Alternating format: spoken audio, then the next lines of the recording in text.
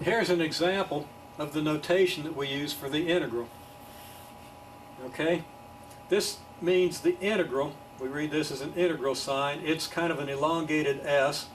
The integral is what we get when we sum up a bunch of areas, so an elongated S kind of makes sense as a sum. And it's a sum from t equals 2 to t equals 3 of the areas under the graph of the sine of t squared. And we write this dt out here. There's some good formal reasons for that. We think of sine of t squared as being our altitude and our dt as being the width of a very small rectangle, trapezoid, whatever, sliver, a small sliver of the area. And we imagine that this is an infinitesimally small sliver. We've gone to the limit, and this is so small that it has no width, but we're still multiplying it by this in some sense. And we could talk about that. But really what we mean now by this, the integral from 2 to 3 of the sine of t squared dt, mean the limit of what we get if we take the area under the graph of this function between t equals 2, see we've got t out here, between t equals 2 and t equals 3. For example, we could take a sum, an approximation, by using 10 equal increments of 0.1. So we could go 2, 2.1, 2.2, and so forth. We could take lower and upper estimates on each interval. And that's actually the kind of thing you're assigned to do for some of these problems. This isn't a very good graph of the sine of t squared. It should actually lower and come out here, and then it should, this phase of it should be bunched up a little bit.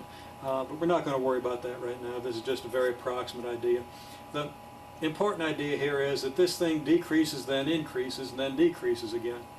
So when we do the lower and the upper estimates, we're not always going to be using the left-hand side for the lower and the right-hand side for the upper.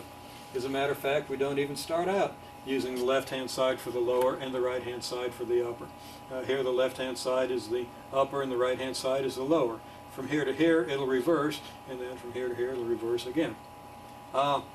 Still, when we do the upper and lower sums, we'll still have, though, the same kind of cancellation, and our limit is still, our difference between the upper and lower sums will still be based on the function value here and the function value here and the width of the interval in the same way it was before. When we take the limit of this process as our number of intervals approaches infinity, we end up with this sort of a picture, and the actual area, not the approximate, not the lower sum, not the upper sum, not the trapezoidal approximation, but the actual area is going to be represented by this integral, the integral from 2 to 3 of sine of t squared dt.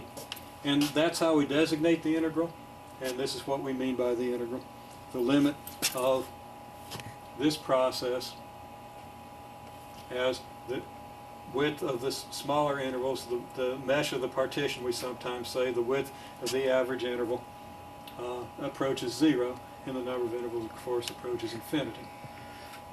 Okay, in that limit we get the actual area that's designated this way.